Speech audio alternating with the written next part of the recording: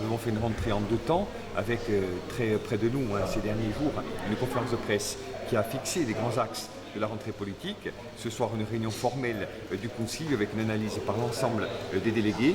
Et puis le 21, samedi prochain, une fête, comme nous l'avions annoncé, avec le groupe LATRAC, un certain nombre d'animations et de débats, bien sûr, notamment sur l'Europe, la jeunesse et les stratégies d'émancipation des peuples comme le nôtre. Donc incontestablement, une séquence très riche. Et bien sûr, en point de mire, les municipales, dans les grandes villes, dans les villages, avec pour le PNC une stratégie qui tient en 2 mots, l'union et l'ouverture, l'union de la majorité, parce qu'elle est pour nous indispensable, nous n'avons eu de cesse de le rappeler tout au long des derniers mois, et bien sûr l'ouverture, parce qu'il serait être question pour nous de nous replier sur les 2 ou 3 composantes de la majorité territoriale seulement. Nous devons aller beaucoup plus loin et associer des Corses qui, aujourd'hui, sont en demande d'une offre politique locale et communautaire tout à fait conforme à leur but. Vous parlez d'union, union avec Corsica Libera, donc avec union avec Fais-moi Corse. Comment ça va se passer dans les villes? On sait que ce n'est pas toujours évident de faire une union selon la ville. C'est très vrai. On a aujourd'hui des difficultés à mettre en place une stratégie d'union dans les grandes villes qui intègre au moins les 3 composantes de la majorité territoriale.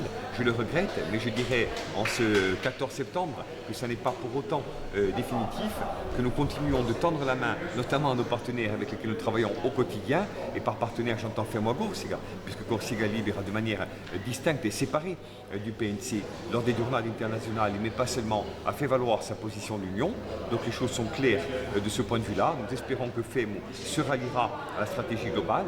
Si tel ne devait pas être le cas, nous en prendrions acte sereinement, sans polémique ni conflit, mais avec la ferme intention au second tour et au-delà de continuer dans cette voie du rassemblement. Je le répète, il n'y a pas d'autre stratégie, pour peu bien sûr qu'elle soit reliée à une volonté d'ouverture très large.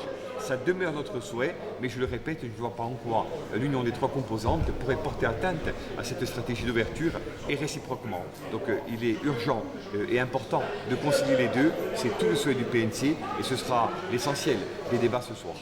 Alors, beaucoup de mots ont été échangés par médias interposés entre les différents groupes. Après les municipales, il y aura les territoriales qui arrivent à grands pas aussi. Est-ce que tout ce débat public ne fragilise pas finalement l'union pour les prochaines territoriales? Non, je ne le crois pas, au sens où les débats des derniers temps ont été essentiellement des débats d'opportunité.